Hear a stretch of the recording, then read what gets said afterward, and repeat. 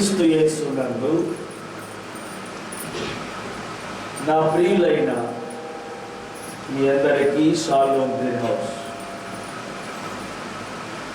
సంఘ సభ్యులైన మీ అందరికీ ప్రభు పేరిట షలోమ్. ఈ రాత్రి దేవుడు మళ్ళా మనందరినీ కూడా ఇలా సమకూర్చుట, దేవుని సన్నిధిలో మనము నిలిచి దేవుని ఆరాధన చేయుటకు దేవాది దేవుడు మనందరికీ అనుగ్రహించిన ఇట్టి గొప్ప భాగ్యమును బట్టి, ధన్యతను బట్టి దేవునికి కృతజ్ఞతాస్తుతులు చెల్లిస్తూ ఆయన సన్నిధి పట్ల మిగులు ఆసక్తి కలిగి ఆయన యొద్దకు కూడి వచ్చిన చేరి వచ్చిన మీ అందరికీ ప్రభు పేరిట శుభాలు తెలియజేస్తున్నారు. God bless you. ఈ రెండూ కాకుండా మూడోది ఒకటి ఉంది, దాన్ని మనకిష్టం వచ్చినట్లు చేసే భక్తి. ఈ భక్తి రెండు రకాలండి, పవిత్రమైనది, నిష్కలంకమైనది. ఈ రెండు కాకుండా మూడోది ఒకటి వచ్చిందంటే అది ఎవరిది? అది ఎవరిది? మనది. అంటే మన సొంత భక్తిలో నడవటాన్ని కూడా భక్తి అనుకుంటున్నాం. మనకి ఇష్టం వచ్చినట్లు నడవడాన్ని కూడా మనం ఏమనుకుంటున్నామట? భక్తి అనుకున్నాం. అది ఏ భక్తి? అది సొంత. యావత్తు ప్రపంచంలో ఈ రోజున కనిపించేది ఏంటంటే సొంత భక్తి. సంఘాల్లో కనిపించేది అదే, పాదర్లో కనిపించేది అదే, విశ్వాసంలో కనిపించేది అదే. యావత్తు ప్రపంచం అంతటిలో కూడా ఇప్పుడు ఏం కనిపిస్తుందంటే సొంత భక్తి. పవిత్రమైన భక్తికి రూట్ లేదు, నిష్కలంకమైన భక్తికి రూట్ లేదు. ఇప్పుడు ఈ రెండింటిని పక్కన పెట్టి మధ్యలో వచ్చిందే ఏంటది? సొంత భక్తి. ఇప్పుడు ప్రస్తుతం ప్రపంచం అంతట్లో నడుస్తున్న భక్తి పేరు ఏంటంటే నాకు ఇష్టం వచ్చిన భక్తి, నీకు ఇష్టం వచ్చిన. అదవుతుందా? మనకు చాలా ఇప్పుడు లైన్లోకి వచ్చామా? నీకు ఇష్టం వచ్చిన భక్తి నువ్వు చేస్తున్నావు, నాకు ఇష్టం వచ్చిన భక్తిని. ఇందులో ఏది మిస్ అయిపోయింది? అసలు భక్తి అన్నది మిస్ అయిపోయింది. భక్తి అనేది పక్కకి వెళ్ళిపోయి భక్తి పేరట రెండు ఒక భక్తి వచ్చింది. ఆ భక్తి పేరు సొంత భక్తి. నీకు నచ్చిన ప్రార్థన నువ్వు చేస్తావు, నీకు నచ్చితే గుడికొస్తావు, లేకపోతే లేదు. అదే భక్తి. నీకు నచ్చితే ఇస్తావు, లేకపోతే ఇవ్వవు. అదే భక్తి. అదవుతుందా మీకు? నీకు నచ్చితేనే చేస్తావు, లేకపోతే చెయ్యు. ఏ భక్తి అది? అంటే దీనికి ఒక నాయకుడు లేడు, ఇంకా నీకు నువ్వే నాయకుడు. దేవుని స్తోత్రం చెప్పండి. అంటే అథారిటీ లేదు, ఇక ఉందంటారా? అథారిటీ లేదు. మనమే చేసేసుకున్నాం అన్నీ. అంతే. నీ ఇష్టం వచ్చింది నీది, నా ఇష్టం వచ్చినట్టు నేను. ఎవరి ఇష్టం వచ్చినట్టు వాళ్ళు చేసేసుకుంటూ వెళ్ళిపోతూ ఉన్నాము. ఇప్పుడు మనకు అనిపిస్తున్న భక్తి అదే. కానీ బైబిల్ ప్రకారంగా భక్తి అంటే రెండు: పవిత్రమైనది. రెండోది చెప్పండి. పవిత్రమైన భక్తి అంటే ఏంటి? దిక్కు లేని వారిని, విధవరాండ్రులను ఆ అవసరాల్లో పరామర్శించడాన్ని పవిత్రమైన భక్తి అంటారు. రెండోది ఏంటంటే లోక మాలిన్యం అంటకుండగా మనం కాపాడుకునేదాన్ని ఏమంటారు? నిష్కలంకమైన భక్తి అంటారు.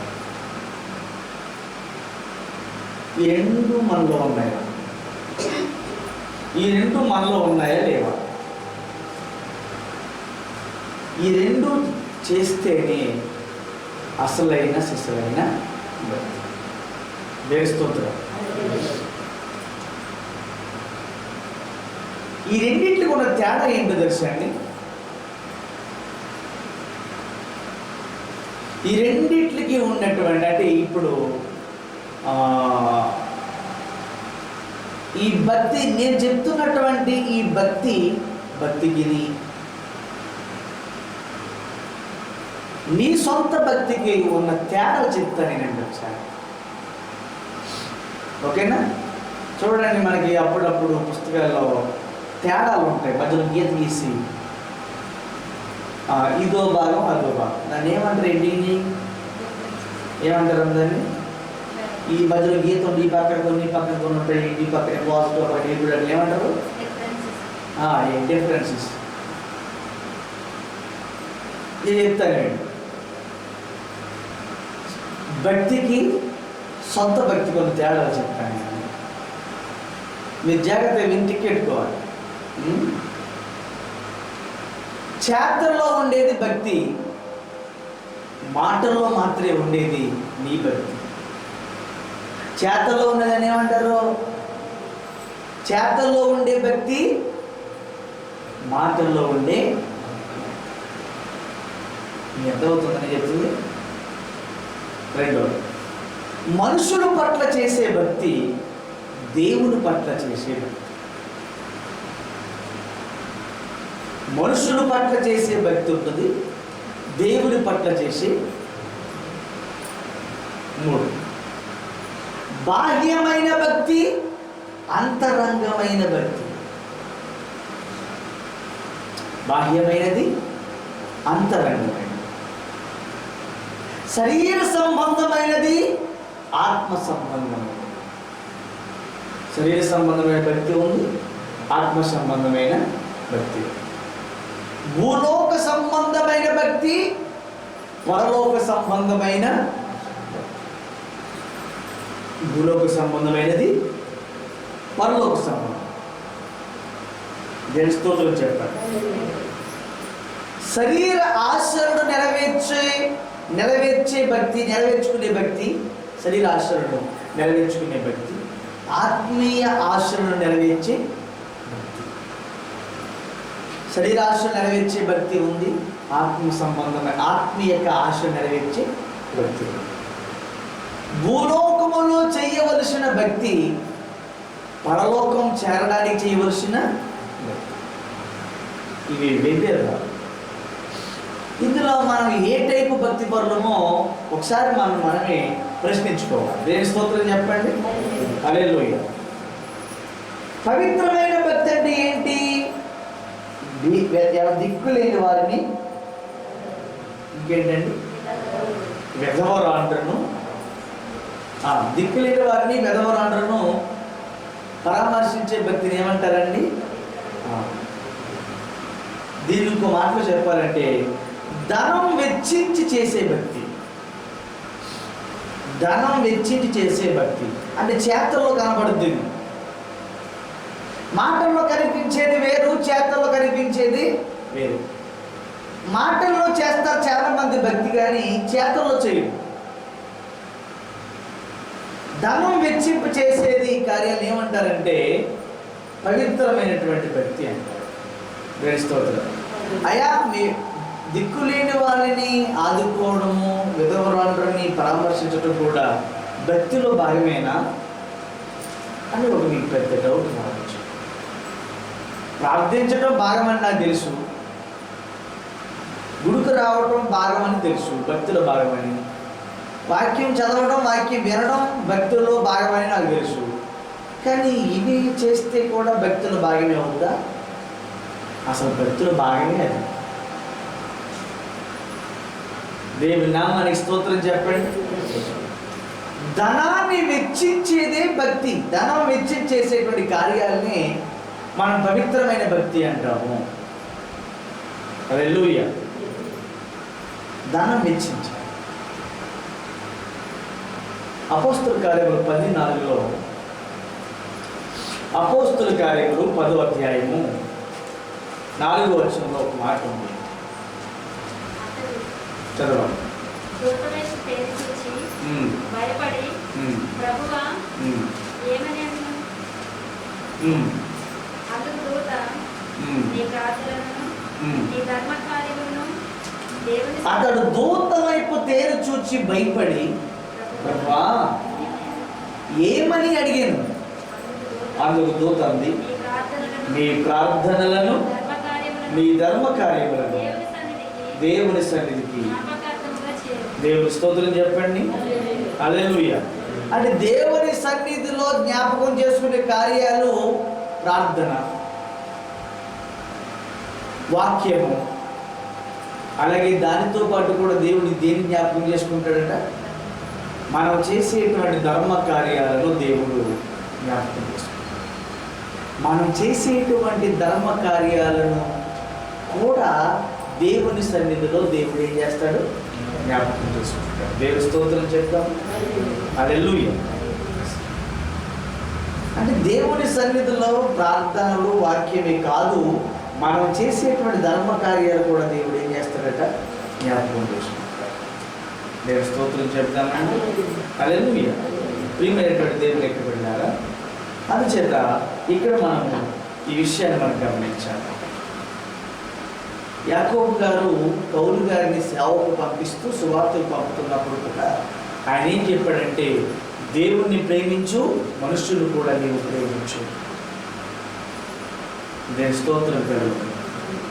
అపోస్తుల కార్యములు 6వ అధ్యాయం ఇంటికి చదువుకుంటే, అపోస్తుల కార్యములు 6వ అధ్యాయాన్ని మీరందరూ ఇంటికి చదివితే మీకు అక్కడ విధవరాలు యొక్క పరిచయం ఎలా ఉంటుందో మనకి అక్కడ కనబడుద్ది.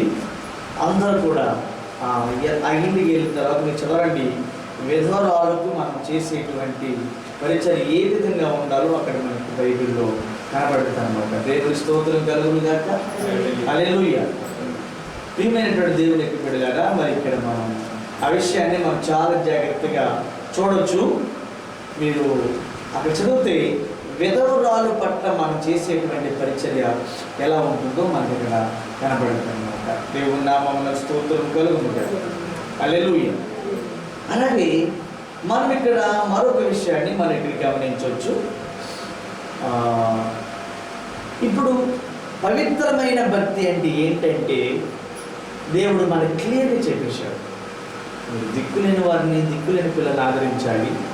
రెండవదిగా విధవరాండ్రను మీరు పరామర్శించే వారిగా మీరు ఉండాలి అని దేవుడు స్వయంగా చెప్పేశాడు. దేవుని స్తోత్రం. హల్లెలూయా. రెండవది ఏంటంటే నిష్కలంకమైన భక్తి. రెండవది ఏంటండి అంటే మనిషి జీవితానికి, మనిషి యొక్క ఆత్మకు ఏ విధమైనటువంటి మలినం అంటకుండా కాపాడుకోవాలి. ఈ లోకములోనిది ఏ మలినాన్ని కూడా మనం అంటుకోకుండా మనల్ని మనమే కాపాడుకోవాలి. స్తోత్రం చెప్పండి. దేవుడు నా మన స్తోత్రం కలుగుతుంది కాదు. ఎందుకంటే ప్రతి మనిషిలో కూడా ఇద్దరు వ్యక్తులు ఉంటారు. మనందరిలోనే ఇద్దరు వ్యక్తులు ఉంటారట. బాహ్య పురుషుడు, అంతరంగ పురుషుడు.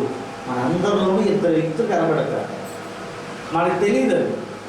మనందరిలోనూ ఇద్దరు మనుషులు కనబడతారు. ఒకడు బాహ్య పురుషుడు ఉంటాడు, రెండవది మన అంతరంగంలో కూడా మరొక పురుషుడు ఉంటాడు. కొరింథీ మొదటి పత్రిక 4వ అధ్యాయము 16వ వచనం చదివితే, కొరింథీయులకు రాసినటువంటి మొదటి పత్రిక 4వ అధ్యాయము 16వ వచనం. నీకు ఉపదేశకులు 10,000 మంది ఉన్నను, తండ్రులు అనేకులు లేరు. క్రీస్తు యేసునందు సువార్త ద్వారా నేను మిమ్మల్ని కంటిని గనుక మీరు నన్ను పోలి నడుచుకున్నారు. 2వ పత్రిక 4వ అధ్యాయము 16వ వచనం.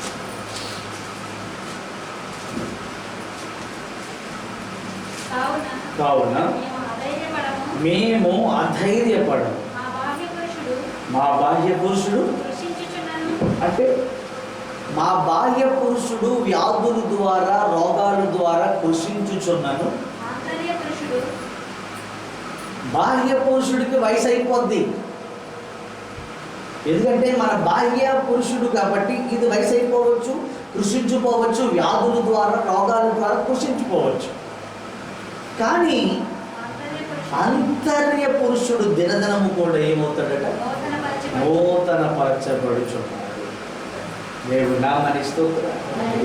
మన లోపల ఉన్న అంతరంగ పురుషుడు రోజు రోజుకి ఏమవ్వాలి? ఏమవ్వాలండి? నూతన పరచబడాలి. బాహ్య పురుషుడు కృషించిపోతాడు, కానీ లోపల ఉన్నటువంటి అంతరంగ పురుషుడు రోజు రోజుకి ఏమవ్వాలి? అంటే లోపల ఒకడు ఉన్నాడు, బయట ఒకడు. బయట ఉండేటువంటి వ్యక్తి బాహ్య పురుషుడు, లోపల ఉండేటువంటి వ్యక్తి అంతరంగ పురుషుడు. అయితే మనం శారీరకంగా మన వయసు కృషించిపోతున్నా అంతరంగములో మన ఆత్మ మాత్రం రోజు రోజుకి ఎలాగవుతుండాలట? ఏమవుతుందో నూతన పరచబడాలి. దేవుని స్తోత్రం. మన ఆత్మ, మన లోపల ఉన్నటువంటి మన ఆత్మ రోజు రోజుకి ఏమవుతుండాలి? మనం దేన్ని బలపరచుకోవాలంటే శారీరక సంబంధంగా దీన్ని మనం బలపరచుకోకపోయినా పర్వాలేదు, కానీ లోపల ఉన్న అంతరంగ పురుషుని మాత్రం మనం రోజుకి ఏం చేయాలి? బలపరచాలి. దాన్ని బలపరిచేది భక్తి, దాన్ని బలపరిచేది ప్రార్థన మాత్రమే, దాన్ని బలపరిచేది దేవుని వాక్యం మాత్రమే, దాన్ని బలపరిచేది దేవుని సన్నిధి మాత్రమే, దాన్ని బలపరిచేది దేవుని యొక్క సన్నిధి మాత్రమే. మనంత బాహ్య పురుషుడు కృషించిపోయినా పర్వాలేదు, కానీ అంతరంగ పురుషుడు మాత్రం ఎప్పటికప్పుడు బలపరచబడుతూ ఉన్నాడు. మన దృష్టి దేన్ని పెడతామంటే అంతరంగ పురుషుడు నశించిపోతున్నాడు, కానీ మన దృష్టి దేని మీద ఉంది? బాహ్య పురుషుడు. మనం బాహ్య పురుషుడి మీద చూపిస్తున్నటువంటి శ్రద్ధ మన లోపల ఉన్నటువంటి అంతరంగ పురుషుడి మీద మనము చూపించట్లేదు. మన రివర్స్లో ఉంది. మన వ్యక్తి ఉల్టా పడిపోయి, ఈ ఉల్టా పడిపోవడంలో మన అంతరంగ పురుషుడేమో బలహీనమైపోతున్నాడు, బాహ్య పురుషుడేమో స్తోత్రం చెప్పండి. ఎందుకంటే దేవుడు ఆత్మస్వరూపి కాబట్టి, ఆయన ఆత్మ ఉన్నాడు కాబట్టి నన్ను ఆరాధించేవారు ఆత్మతోనూ సత్యముతోనూ ఏం చేయాలన్నాడు? ఆరాధించవలెను. స్తోత్రం చెప్తాము. హల్లెలూయా. అక్కడ యోహాను సువార్త 4:24 అంటాడు, ఆయన ఆత్మస్వరూపి కనుక మీరు ఆత్మతోనూ సత్యముతోనూ ఆయన మీరు ఏం చేయాలట? ఆరాధించాలి. కొరింథీయులకు రాసిన మొదటి పత్రిక 6వ అధ్యాయం 19-20 చూడండి. కొరింథీయులకు రాసిన మొదటి పత్రిక 6వ అధ్యాయం 19-20. నీ దేహము దేవుని వలన నీకు అనుగ్రహింపబడి ఉన్నది, మీలో ఉన్న పరిశుద్ధాత్మకు ఆలయమై ఉన్నది అని మీరు ఎరగరా? మన దేహము మన లోపల ఉన్న ఆత్మకు ఏమై ఉన్నదట? ఆలయమై ఉన్నది. అది ముందు మనం తెలుసుకోవాలి. అందుచేత మన అనుదిన జీవితంలో మన అంతరంగ పురుషుని మనం బలపరిచే వారుగా ఉండాలి తప్ప మనం బలపరచవలసింది మన బాహ్య పురుషుని కాదు. బాహ్య పురుషుడు కృషించిపోయినా పర్వాలేదు, కానీ మనలో ఉన్నటువంటి అంతరంగ పురుషుడు మాత్రం ఏమవ్వకూడదు? బలహీనం. మనలో ఉన్నటువంటి అంతరంగ పురుషుడు బలహీనం అవ్వకుండా ఉండాలి అంటే మనం దేవుని సన్నిధిని చూడాలి, ప్రార్థించాలి, వాక్యాల దివారాత్రులు ధ్యానం చేయాలి.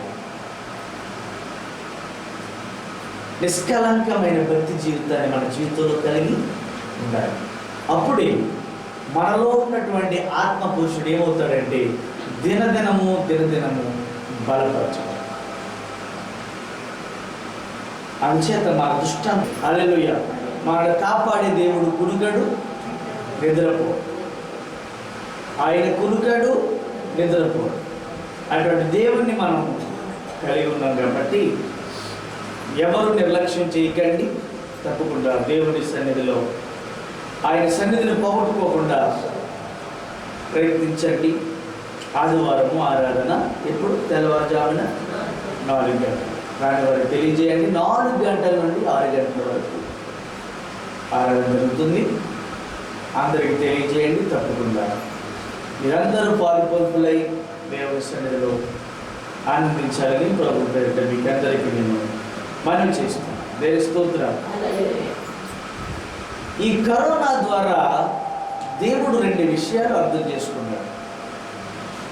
ఆయనకి 2 విషయాలు అర్థమైంది. ఏంటి అంటే, ఒకటి, దేవుని బిడ్డలు ఎవరో, దేవుని బిడ్డలు కాడేవారు ఎవరో ఆయనకి కరోనా ద్వారా తెలిసింది. అర్థమవుతుందా? పాజిటివ్ నెగిటివ్ తెలిసినట్లుగా దేవునికి 2 విషయాలు అర్థమైనవి. ఎవరు దేవుని పిల్లలు, ఎవరు దేవుని పిల్లలు కాదు. గుంపులో కాలం గడిచిపోతూ ఉంది. 2019 సంవత్సరాల నుండి యావత్ ఈ భూమి మీద గుంపులో అలా కలిసిపోతూ ఉన్నారు అందరూ. చూసిన ప్రతి ఒక్కడు మన దృష్టికి భక్తుల్లాగే కనబడుతున్నాడు. మన కంటికి కనిపించిన ప్రతి వ్యక్తి భక్తురాలాగే ఉంది.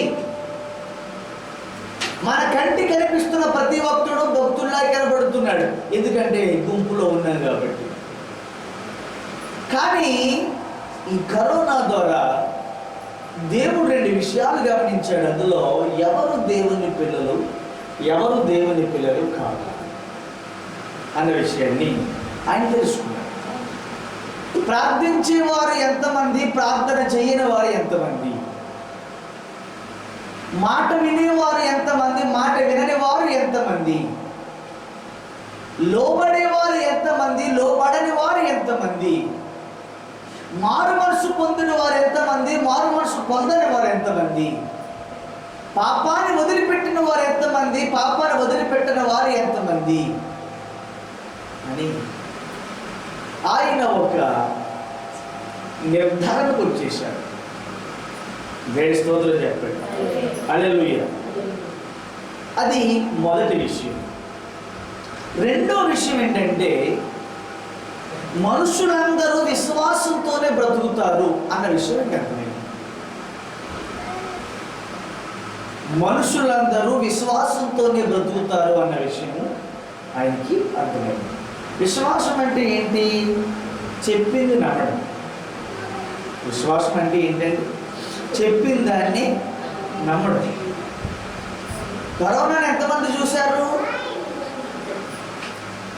మీలో ఎవరైనా కరోనాను చూశారా? కరోనా అంటే ఏం చూపిస్తాం మనం? ఏం చూపిస్తారంటే కరోనా అంటే టీవీలో మనకు ఒక బాల్ దానికి ముళ్ళు చూపెడతా ఉంటాడు. సేమ్ అలాగే ఒక కాయ ఉంటుంది, అలాంటి ముళ్ళు కాయ. మీరు ఎప్పుడైనా చూసారా? ఆ చెట్టు పేరు ఏంటి? ఏం పెట్టారా? ఏంటమ్మా? గోమేర చెట్టు, ఉమ్మెత్తు చెట్టు. దాని ఒక కాయ కాదు, చూసారా మీరు? అన్ని ముళ్ళే ఉంటుంది దానికి. అలా ఉంటుందని ఒక గుర్తు మనకి టీవీలో చూపెడుతున్నారు. అది కాదు, అది కరోనా కాదు. ఎవరు చూశారు దాన్ని? ఎవ్వరూ చూడలేదు. మరి చూడలేని దాన్ని నమ్ముతున్నాం మనం. నువ్వు చూసావేంటిరా, నేను చూసావేంటిరా మరి అని పట్టించుకోకుండా ఉంటావా? ఉండవు. డాక్టర్లు చెప్పారు, మనం నమ్ముతున్నాం. స్తోత్రం చెప్పాడు. మనిషి విశ్వాసంతో బ్రతుకుతున్నాడు. కంటికి కనిపించని వైరస్ మీద ఉన్న నమ్మకం ఈ రోజున భూమి మీద నివసిస్తున్న మనిషికి దేవుడి మీద లేదు అన్నాడు.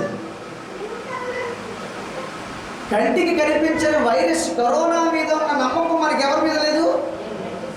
ఎవరి మీద లేదండి? దేవుడి మీద లేదు. ఉందండి అలా. దేవుని స్తోత్రం. హల్లెలూయా. ఈరోజు నేను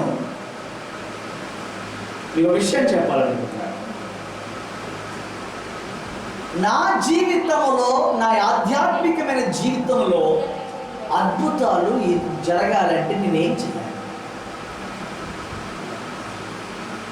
నా జీవితంలో, నా ఆత్మీయ జీవితంలో అద్భుతాలు జరగాలంటే నేనేం చేయాలి? నేనేం చేయాలి? దేవుని స్తోత్రం చెప్పాలి. హల్లెలూయా. నా సంఘములో కానీ, నా పరిచర్యలో కానీ, నా జీవితంలో కానీ, నా బ్రతుకులో కానీ, నా ఉద్యోగంలో కానీ అద్భుతాలు జరగాలంటే నేనేం చేయాలి? ఏం చేయాలి? దేవుని స్తోత్రం చెప్పండి. నీ జీవితంలో నువ్వు ఏదేవో అనుకున్నావు, ఏదేదో జరగాలని, కానీ ఏదీ జరగట్లేదు. మనం మన ప్రార్థనా జీవితంలో పడిపోయాము, మన భక్తి జీవితంలో మనము పడిపోయాము. పడిపోతూనే ఉంటాం. మరి ఎలా? మన జీవితంలో అద్భుతాలు జరగాలంటే మనం ఏం చేయాలి? దీనికి ముందుగా ఒక విషయాన్ని మీకు జ్ఞాపకం చేయదలుచుకున్నాను. ఈ భూమి మీద మనం వినేటువంటి సందేశాలు 2 రకాలుగా ఉంటాయి. ఈ భూమి మీద సందేశాలు, ఉపదేశాలు రెండు రకాలుగా ఉన్నాయి. ఒకటి ఆవేశంతో ఇచ్చే ఉపదేశం. ఆవేశంతో ఇచ్చిన ఉపదేశానికి ఎలా ఉంటుందంటే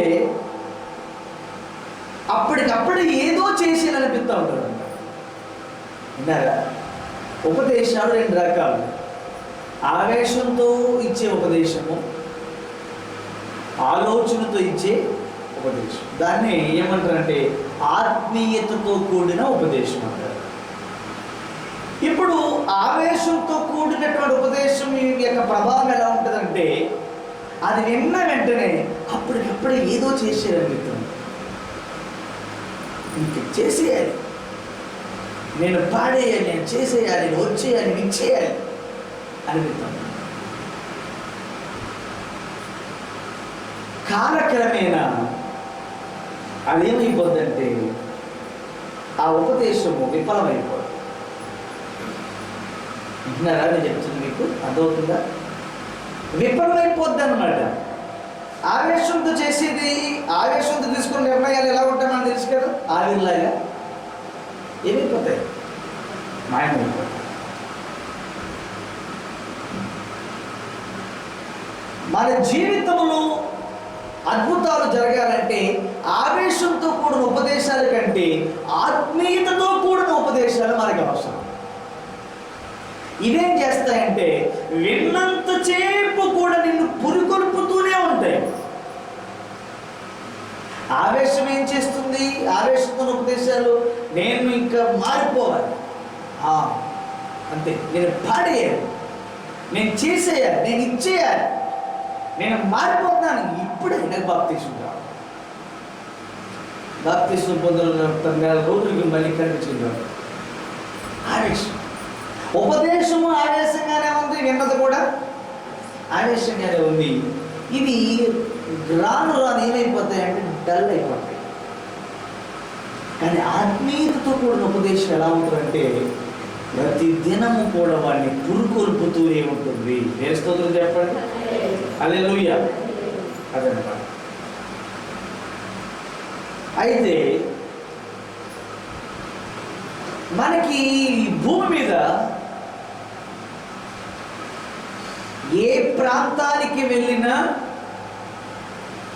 ఏ చోటకి వెళ్ళినా కూడా మనకి కనిపించేది ఏంటంటే భక్తి భావం. నేను ఈరోజు మీకు ఏం చెప్పాలనుకుంటున్నానంటే భక్తి యొక్క మూలాలు, భక్తి యొక్క పునాదులు ఏంటో మీకు చెప్పాలనుకుంటున్నాను. చాలామందికి భక్తి చేస్తున్నారు కానీ అసలు భక్తి అంటే ఏంటో, భక్తి అంటే ఏంటో కూడా తెలియకుండా ఉన్నారు. ఎవరినైనా భక్తి అంటే ఏంటి అని అడిగామనుకోండి,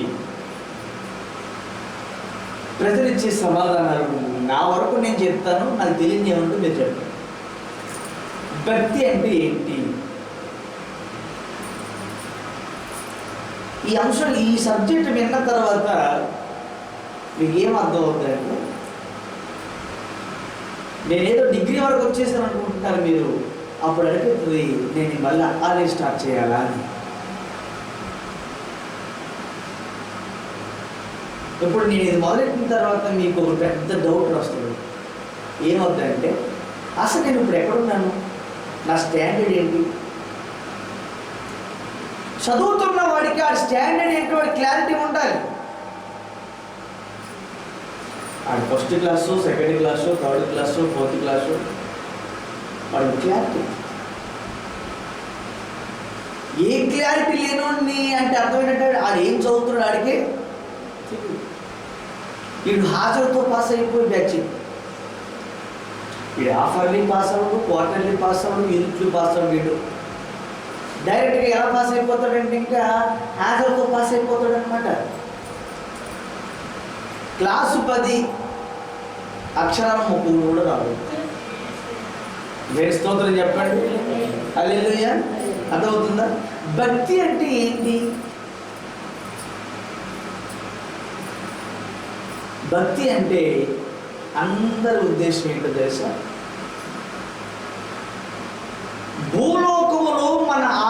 తీర్చేదే భక్తి అంటారు. అంటే మన అవసరాలు తీర్చేదాన్ని ఏమంటారండి? భక్తి అంటారు. ఒక మనిషి కాశీ వెళ్తున్నాడంటే దేని మీద? దేనికోసం? భక్తి. ఎక్కడో తిరుపతి దేవస్థానానికి వెళ్తున్నాడంటే భక్తి. చర్చికి వస్తున్నాడంటే భక్తి. ఎందుకు వెళ్తున్నారు ఇక్కడి నుంచి అంత దూరం వెళ్ళంటే అక్కడ ఉన్న దేవుడిని చూసొద్దామని కాదు. ఈరోజు టీవీలో చూశాను, తిరుపతి దేవస్థానంలో రోజుకి 1,00,000-2,00,000 మంది అలాగే ఆదరణ వెళ్తూ ఉంటారండి. రోజుకి భక్తులు రోజుకి ఇంచుమించు 70,000 నుంచి 1,00,000 వరకు హాజరవుతూ ఉంటారంట ఒక్కరోజు.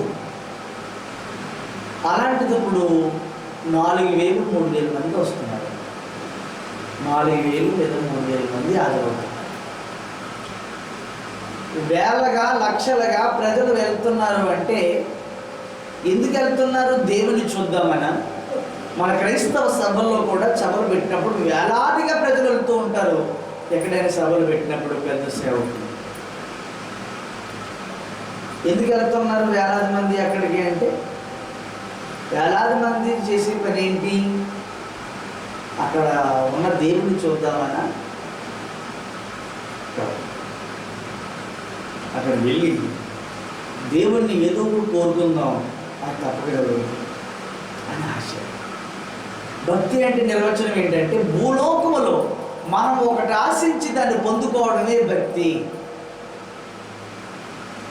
నాకు ఒక ల్యాండ్ కావాలి, నాకు ఇల్లు కావాలి, నాకు ఉద్యోగం కావాలి. ఏమండి?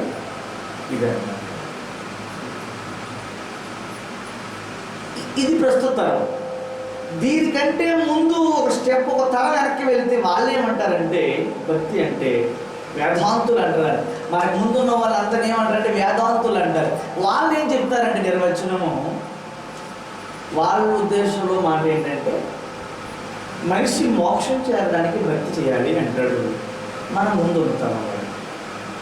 ఇప్పుడున్న తరం వాళ్ళు ఏమంటారే మనం అడిగిన దాన్ని ఇచ్చేది భక్తి అంటాడు. అప్పుడు ఇప్పుడున్న తరం. దీని ముందు తరం ఏమంటుందంటే మనిషి మోక్షం చేరడానికి భక్తి చేయాలి అన్నారు. వాళ్ళందరినీ ఏమంటారంటే వేదాంతులు అంటారు. స్తోత్రం చెప్పారు. ఏ మతంలో తీసుకున్నా, అది హిందూ మతమైనా, క్రైస్తవ మతమైనా, అది ఇస్లాం మతమైనా, సిక్కు మతమైనా, అది జైన మతమైనా, అది బౌద్ధ మతమైనా, ప్రతి మతంలో మనకు కనిపించే 3, ప్రతి మతంలో కూడా 3 తరగతులు కనబడతాయి. ఏ మతాన్ని తీసుకోండి, ప్రతి మతంలో కూడా మనకి భక్తి 3 రకాలుగా కనిపిస్తుంది. 3 రకాలుగా. మొదటి రకం పేరు ఏంటంటే పూజ. మొదటి రకం పేరేంటి? పూజ. ఇది దేంతో చేస్తారు? దీన్ని పూజను దేంతో చేస్తారండి? ఏ మతం తీసుకున్నా భక్తి 3 రకాలుగా ఉంటుంది. అందులో మొదటి రకం ఏంటంటే పూజ. పూజను ఎలా చేస్తారు? ఎలా చేస్తారండి? శరీరంతో చేస్తారు. మన శరీరంతో చేసేదాన్ని ఏమంటారు? పూజ. చేతిలో కాళ్ళు నమస్కారము, కొట్టడము, మోకాలు వేయటము, మొత్తానికి శరీరంతో చేసేదాన్ని ఏమంటారండి? పూజ అంటారు. దేని స్తోత్రం చెప్పండి. రెండవ భక్తి ఆత్మలో చేసే భక్తి. రెండవది ఏంటంటే ఆత్మ, వాని ఆత్మలో చేసేది. ఈ ఆత్మలో చేసే భక్తి ఎలా ఉంటుందంటే నేను చేయాలి, నేను చేస్తున్న భక్తి 10 మంది చేసేటట్లుగా నేను నడవాలి. చెట్టు ఉంది, ఆ చెట్టు ఇంకో 10 చెట్లను బ్రతికించాలి. ఇది ఆత్మలో చేసేటువంటి భక్తి. మూడవది ఏంటంటే చనిపోయిన తర్వాత మనం పరలోకం వెళ్ళాలి. చచ్చిపోయిన తర్వాత పరలోకం వెళ్తామని అందరూ నమ్ముతారు. అలా నమ్మడాన్ని మూడవదిగా భక్తి అంటారు. ఎన్ని రకాలుగా? ఒకటి పూజ, రెండవది ఆత్మలో చేసే భక్తి, మూడవది ఏంటి చెప్పండి? చచ్చిపోయిన తర్వాత మనం అందరూ ఎక్కడికి చేరుకుంటామండి? స్తోత్రం చెప్పండి. హల్లెలూయా. భక్తి యొక్క పునాదులు మనకి బైబిలే నేర్పుతుంది. బైబిలే నేర్పుతుంది. బైబిలే నేర్పాలి. భక్తి యొక్క పునాది బైబిల్ మనకి నేర్పుతుంది, మనకు నేర్పుతుంది. మన భక్తికి మూలం ఎక్కడుందంటే బైబిల్లో ఉంది. దీని పునాదులు, భక్తి యొక్క పునాదులు ఎక్కడున్నాయి? బైబిల్లోనే ఉన్నాయి. దేని స్తోత్రం చెప్పండి, హల్లెలూయా. అయితే మనం ఏ భక్తిని చేయాలి? బైబిల్లో ఉన్న భక్తినే చేయాలి. సహవాసం చెప్పే భక్తి, మనుషులు చెప్పే భక్తి, వాళ్ళు చెప్పే భక్తి, వీళ్ళు చెప్పే భక్తి మనం చేయకూడదు. నెక్స్ట్ స్తోత్రం. భక్తికి మూలం బైబిలు, దీని పునాది అపోస్తులు.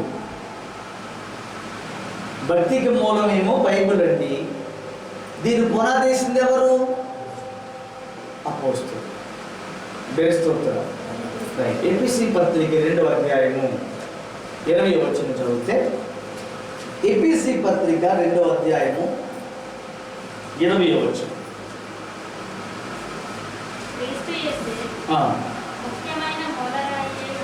క్రీస్తు యేసే ముఖ్యమైన మూలరాయి అయి ఉండగా అపోస్తులను ప్రవక్తలను వేసిన పునాది మీద నీవు కట్టబడి ఉన్నావు. మూలరాయి ఎవరు? భక్తికి మూలరాయి ఎవరండి? క్రీస్తు యేసే. క్రీస్తు యేసే మూలరాయి. ఆ మూలరాయితో పునాదులు వేసింది ఎవరు? అపోస్తులు, ప్రవక్తలు, నేడు దేవుడు ఏర్పరచుకున్న సేవకులు. వీళ్ళు ఏం వేస్తారండి? రాయి ఉంటేనే కదా పునాది వేయటం. ఇటుక లేకుండా పునాది ఎలా వేస్తాం? రాయి ఉంటేనే ఏం వేయగలుగుతాం మనం? రాయి ఎవరు ఇక్కడ? యేసుక్రీస్తు రాయి. ఆ రాయితో పునాది వేసింది ఎవరంటే అపోస్తులు. దేవుని స్తోత్రం చెప్పండి. అయితే ఆ యొక్క భక్తిని ఎవరైతే నేర్పించారో, మూలరాయి యేసుక్రీస్తు, ఆయన ఏ భక్తి అయితే, ఆయన ద్వారా అపోస్తులు మనకి ఏ భక్తి అయితే నేర్పించారో ఆ భక్తినే మనం అనుసరించి జీవిస్తే మన ఆత్మీయ జీవితంలో మనం ఎన్నో అద్భుత కార్యాలు చూడలేము. దేవుని స్తోత్రం చెప్పండి. ఇక్కడ మనకి ఇద్దరు ముఖ్యమైన వాళ్ళు. ఒకటి యేసుక్రీస్తు, రెండవది అపోస్తులు. ఈ రెండింటి మీదే మన భక్తి నడవాలి. ఈ రెండింటి మీదనే మన భక్తి జీవితం నిర్మించబడాలి. ఓకే. యేసుక్రీస్తు మాటల్లో భక్తి అంటే ఏంటి? యేసు ప్రభు యొక్క మాటల్లో భక్తి అంటే ఏంటో చూద్దాం ఒకసారి. మార్కు సువార్త 12వ అధ్యాయము 30వ వచనం 31వ వచనం. ఆయన మాటల్లో భక్తి అంటే ఏంటి? మార్కు సువార్త 12వ అధ్యాయము 30వ వచనము 31వ వచనం. నీవు నీ పూర్ణ హృదయముతోను, నీ పూర్ణ ఆత్మతోను, నీ పూర్ణ వివేకముతోను, నీ పూర్ణ బలముతోను నీ దేవుడైన ప్రభువును ప్రేమించవలనది ప్రధానమైన ఆజ్ఞ. రెండవది, నీవు నిన్ను వలె నీ పొరుగు వారిని ప్రేమించవలనది రెండవ ఆజ్ఞ. దేవుని స్తోత్రం చెప్పండి. హల్లెలూయా. బైబిల్ మొత్తాన్ని యేసు ప్రభు 2 మాటల్లో తేల్చేశారు. ధర్మశాస్త్రాన్ని, బైబిల్లో ఉన్న పునాదిని, దేవుని పునాదిని కంప్లీట్గా ఆయన 2 మాటల్లో తేల్చారు. 2 మాటలు, 2 కళ్ళులాగా, 2 చేతుల్లాగా ఆయన 2 విషయాలు చెప్పాడు. ఏంటంటే, ఒకటి నువ్వు దేవుని ప్రేమించాలి, రెండవది నీ పొరుగు వారిని ప్రేమించాలి. ఇది చెప్పండి. దేవుణ్ణి ప్రేమించాలి, రెండవది ఏంటండి? దేవుణ్ణి ప్రేమించాలి, మానవుణ్ణి ప్రేమించాలి. దేవుని స్తోత్రం చెప్పండి.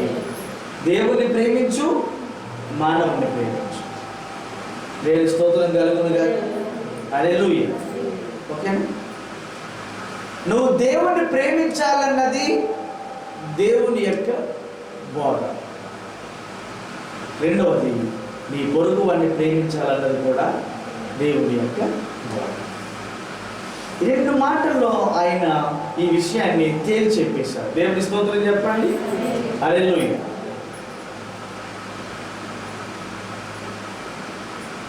అది దేవుని దృష్టిలో భక్తి అంటే అదే, నన్ను ప్రేమించు. రెండవది, నీ పొరుగు వాడిని ప్రేమించు.